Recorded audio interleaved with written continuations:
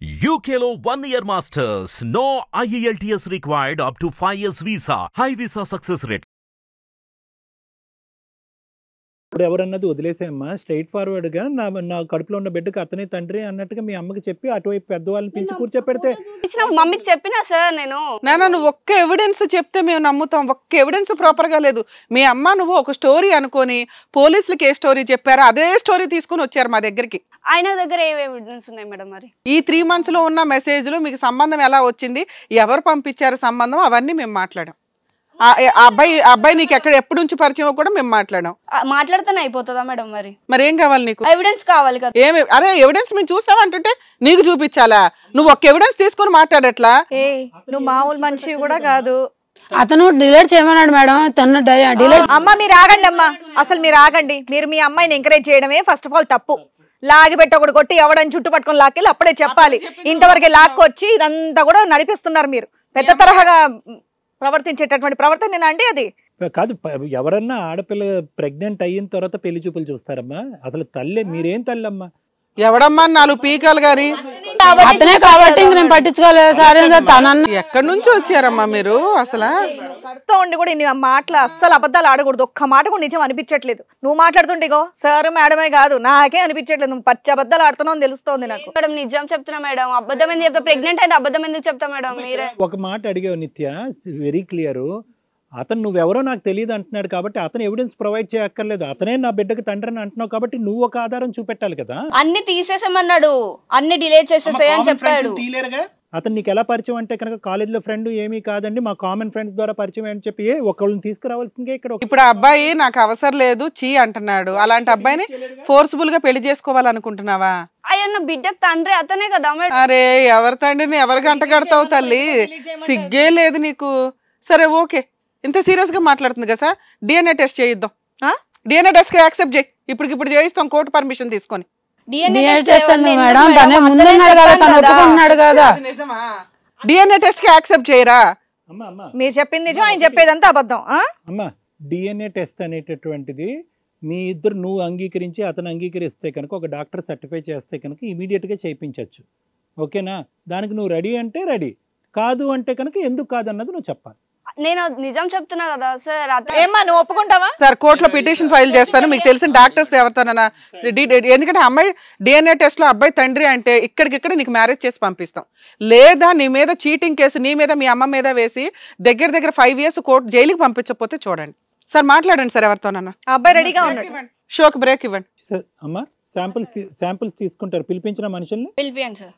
ఏమ్మా పిలిపించండి సార్. మరి మా అమ్మాయి చెప్తుంది కదా మరి. ఓకే అమ్మా, మీ దగ్గర ఎవిడెన్స్ ఏమీ లేదు, ఇది ఒక్కటి ప్రూవ్ అయితే మీకు పెళ్లి చేసి పంపిస్తాం, లేకపోతే వేరే టైప్ పెళ్లి చేసి పంపిస్తాం. అర్థమవుతుందా? వాళ్ళు అంత ఛాలెంజ్ చేసినాక మనం అబ్బాయి మనల్ని నమ్ముకొని వచ్చాడు సార్. ఎందుకంటే సార్ ఇప్పుడు కనుక మనం ఇప్పుడు కనుక మనం కరెక్ట్ డెసిషన్ తీసుకోకపోతే వాళ్ళు వేసే కేసు ఎంత ముగ్గురం కూర్చున్నా కూడా వీళ్ళ దగ్గర మనం కనిపెట్టేస్తారు, మనం చెప్పే అబద్ధాలు అని తెలిసి కూడా వాళ్ళు అంత మొండిగా మాట్లాడుతున్నారు.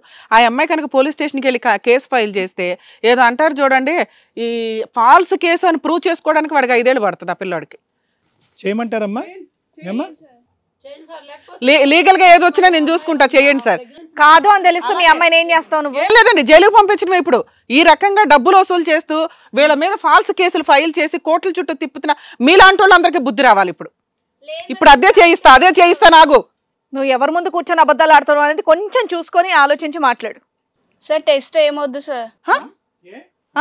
రింగ్ టోన్ వినిపించిందా ఫోన్ లో? టెస్ట్ ఏమొద్దు సార్. ఏం లేదు, టెస్ట్ చేయిస్తాం. టెస్ట్ చేయించాల్సిందే. నువ్వు మీ అమ్మ 1 hour నుంచి మాకు బ్రేక్ ఇచ్చి మరి న్యూసెన్స్ క్రియేట్ చేశారు. హలో, ఒకసారి లైన్ లో ఉండండి. కాదమ్మా కాల్ కనెక్ట్ అయింది. టెస్ట్ ఏమొద్దు సార్. ఎందుకు వద్దు?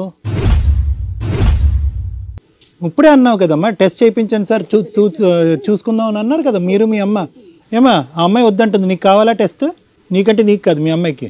ఏం డ్రామాలు అమ్మో, డబ్బు వసూలు చేసే బ్యాచ్. 3rd month కూడా కాదండి, 5th month కడుపు అది. చెప్పండి, కూర్చోండి. అయ్యో రామా, ఇది ఏ స్టేజ్ అనుకొని వచ్చారో తెలుసా మీకు? తెలిసే వచ్చారా తెలియక వచ్చారా? పోలీస్ స్టేషన్ లో కోర్టులో డ్రామాలు ఆడేద్దాం అనుకుంటున్నారా? లా అండ్ ఆర్డర్ మీకు అంత చీప్ గా కనిపిస్తుందా? చెప్పండి అమ్మా, ఈ డ్రామా అంతా ఎందుకు ఆడుతున్నారో చెప్పండి. మాకు తెలిసి మొదటి నుంచి మీకు డ్రామాని అడ్డంగా వాదిస్తున్నారు కాబట్టి ఫోన్ కలిపాము. వాళ్ళు బయలుదేరి వచ్చే ముందు ఏమొచ్చి మీరు వద్దంటున్నారు. అసలు ఏంటి మీ డ్రామా, ఎందుకు ఇలా చేశారు, అతను ఎందుకు ట్రాప్ చేశారో చెప్పండి. అసలు కథ ఇప్పటికైనా నిజాలు పలకండి. ఇద్దరు తల్లి కూతురు ఇద్దరు చీకట్లో తీసుకొచ్చి పెట్టడం వల్ల 3rd మంత్ అంటే అప్పటి నుంచి వస్తున్నా ఆవిడ లేస్తే కానీ తెలియలేదు 5th మంత్ అని. ఈవిడ కోసం ఒక 1/2 అవర్ బ్రేక్ ఇచ్చుకొని చేయాల్సి వచ్చింది. అమ్మా నువ్వు ఎంతసేపు చేసిన డ్రామా సరిపోయింది. డాక్టర్ గారు ఫోన్ అనగానే లేచి వద్దండి అన్నావు. దీన్ని బట్టే మాకు క్లారిటీ. ఎందుకు మాకు క్లారిటీ లేక కాదు, మేము ఆల్రెడీ మా టీం అంతా కేసు ఎంక్వైరీ చేసినాకే ఇక్కడ కూర్చోబెడతాం. ఎప్పుడైనా మీరు ఏదైనా నిజాలు మాట్లాడతారేమో, కొంచెమన్నా మానవత్వాలు మిగులున్నాయేమో అని మా ఆశ. అది ఇప్పటిదాకా లేదని క్లారిటీ వచ్చింది. మా టీం ఎంక్వైరీ చేసి ఒక వ్యక్తిని తీసుకొని వచ్చారు తెలుసా. అతను ఇక్కడ ఇంట్రడ్యూస్ చేస్తాం, ఒకసారి చూడండి. ఆయన ఏమైనా మీకు ముఖ పరిచయం ఉన్నాడా లేదా అని. రమ్మనండి, అతను రమ్మనండి. నువ్వెందుకు వచ్చావు ఇక్కడికి? అమ్మాయి కడుపు చేసింది అబ్బాయి కాబట్టి అబ్బాయి వచ్చేది మరి ఇక్కడికి. ఎవరు పిలిపించారు? అతను నీకు తెలుసా? పెళ్లి చేస్తా అంటున్నావు కదా, నాకే చేస్తావేమో అని నేనే వచ్చేసిన. నీకు చేయనని చెప్పాను కదా, ఇవ్వనని చెప్పాను కదా నేను. నా కూతురు నా ఇష్టం, నీ ఇష్టం ఏముంది? నా ఇష్టం వచ్చిన వాళ్ళకి చేసుకుంటాను నేను. నీకేం రైట్స్ లేవు చేయడానికి, అర్థం నీకేం రైట్స్ లేవు నా కూతురు మీద నువ్వు పెత్తనం చలాయించడానికి. చెప్పడానికి నీకు రైట్స్ లేవు, అర్థమవుతుందా? ఎట్లా రైట్స్ లేవు? అమ్మాయికే రైట్స్ నా కూతురు ఏమైంది నీకు? కాదమ్మా, మీ ఇంట్లో వాళ్ళు పెళ్లి చేసేటప్పుడు నీకు నచ్చిన వాళ్ళతో చేశారు లేకపోతే వేరే వాళ్ళతో చేశారు చెప్పు. నాకు నచ్చిన వాళ్ళతోనే చేశారు, కానీ మా పెద్దవాళ్ళు చేశారు కూడా నీకు నచ్చిన వాళ్ళు. మా అమ్మాయి చెప్పలేదు కదా నువ్వు నచ్చావని చెప్పేసి. అసలు నీ పేరే చెప్పలేదు కదా, నువ్వెందుకు వచ్చావు? అసలు నీకేం సంబంధం వచ్చావు? మీ అమ్మాయిని అడిగితే మీ అమ్మాయి చెప్తుంది. అమ్మా మీ అబ్బాయి ఎవరో నీకు తెలియదు కదా, ఆ అబ్బాయి ఎవరో నీకు తెలియనప్పుడు నువ్వు ఎందుకు లేచావు ఇక్కడ? అబ్బాయి తెలుసు మేడం, నాకు తెలిసిన అబ్బాయి ఎందుకు వచ్చాడో నీకెందుకు? నువ్వు ఎందుకు లేసావు ఇప్పుడు ఇంత రేస్ అయిపోయి? ఇక్కడికి ఎందుకు వచ్చాడు మేడం? అది మేము మాట్లాడతాం కదా, ఇక్కడ ఏం అవసరం తెలిసే డ్రామాలు ఆడుతున్నావు. కూర్చోమ్మా. లేదు మేడం, అతనికేం తెలుసని వచ్చాడు ఇక్కడికి. అమ్మా అతను మీరు నిజాలు చెప్పకపోతే నిజాలు నడుచుకుంటూ వస్తాయి అంతే.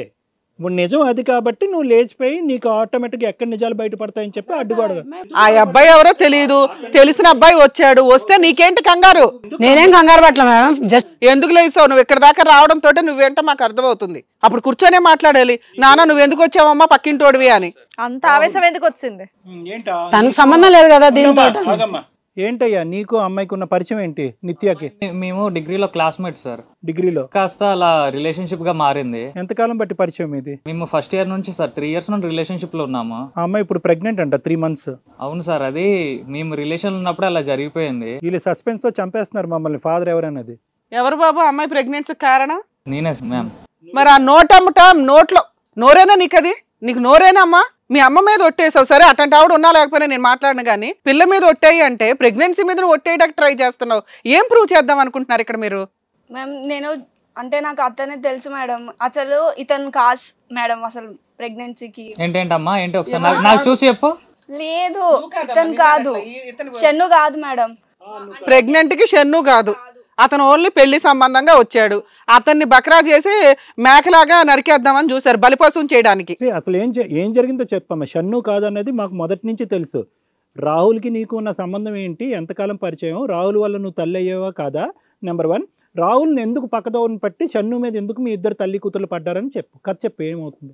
అసలు రాహుల్ నేను ఇద్దరం లవ్ చేసుకున్నాము సార్ మేము. అసలు అయితే రాహుల్ని పెళ్లి చేసుకోవద్దు, నువ్వు పెళ్లి చేసుకుంటే ఇద్దరిని చంపేస్తాను అని. ఎవరు మీ అమ్మ? మా మమ్మీ.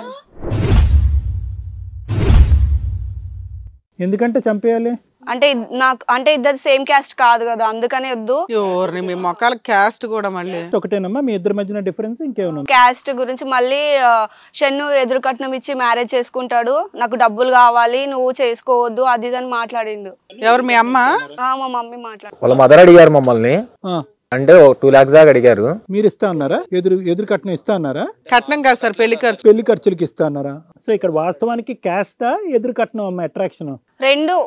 అంటే మనీ వస్తాయి, నువ్వు అతన్నే చేసుకో అది అని చెప్పి మా అమ్మ ఫోర్స్ చేస్తే నేను అతన్ని ఓకే అని చెప్పాను. మీ అమ్మకు బుద్ధి లేదు, నీ బుద్ధి ఏమైంది తల్లి? నాకు బెదిరించారు, ఇంట్లో బెదిరించారు. ఏమని బెదిరించింది? చేసుకోవద్దు, నువ్వు చేసుకుంటే చంపేస్తా, నిన్ను చంపేస్తా అన్నారు. నీ బిడ్డను కూడా చంపేస్తా. ఇలాంటి అమ్మ దగ్గర ఉండడం కంటే లేచిపోయి వెళ్ళిపోవచ్చు కదా. ఇందాక అమ్మ మీద ఒట్టేసేటప్పటికి నేను భయపడ్డాను. ఇప్పుడు 10 సార్లు ఒట్టేయాలి నువ్వు మీ అమ్మ మీద, ఇలా ఒట్టేయాలి. అది కదమ్మా, ఇదంతా ఫోటో చూడటం, ఫోటోలో ఉన్న వ్యక్తే నా బాయ్ ఫ్రెండ్ అని అంటాము, దుప్పటి కప్పుకుని పడుకోవటం, ఇవన్నీ అసలు నాకేం తెలియదు కాదు. ఇదంతా ఈ స్క్రిప్ట్ అంతా ఎవరు రాశారు? మీ తల్లేనా? మా మమ్మీ రాసి. అమ్మో. ఏమండి మీ సొంత కూతురేనా? మీరు కన్న కూతురేనా ఆవిడ? నాకు అలా అనిపించట్లేదు. కూతురు తప్పు చేస్తే ఫస్ట్ ఆఫ్ ఆల్ కొట్టేసి సరైన దారిలో పెట్టాలి, లేదంటే ఇష్టమైన వాడితో ఇచ్చి పెళ్లి చేయాలి. కానీ అది కాదు, డబ్బులు వస్తున్నాయని చెప్పి మరి మీరు మీ అమ్మాయిని టార్చర్ పెట్టడం అనేది నాకెందుకో మీ అమ్మాయిలా అనిపించట్లేదు. బయట ఎక్కడ దొరికితే తెచ్చి పెంచుకున్నారేమో అనిపిస్తోంది. తనకేం ఆస్తులు లేవు, ఏమి లేదు, తను ఎట్లా బతికి తన ఫ్యూచర్ కూడా చూడాలి. ఆస్తి జాబు చేసేవాడు బకరాగాడు దొరికాడు, ఎదురు పెళ్లి ఖర్చులు కొంత డబ్బులు ఇవ్వడానికి అని చెప్పి ఇతన్ని బలి. రేపటి రోజు వాడు డబ్బులు ఇచ్చాను కదా అని చెప్పి పిల్లని టార్చర్ పెడితే ఏం చేస్తావు? క్యాస్ట్ చాలా ఇంపార్టెంట్. క్యాస్ట్ అనేటటువంటిది ఇక్కడ కాదు. ఇక్కడ మీ కూతురు యొక్క జీవితాన్ని ఒక్కసారి చూడమని చెప్తున్నాం. ఇంత కపట నాటకం ఏంటమ్మా? నీ భర్త ఎక్కడ? నీ భర్తను కూడా ఇలాగే సెలెక్ట్ చేసుకున్నావు, ఎదురు కట్నం బ్యాచ్ని, ప్రేమించిన ఒకడిని.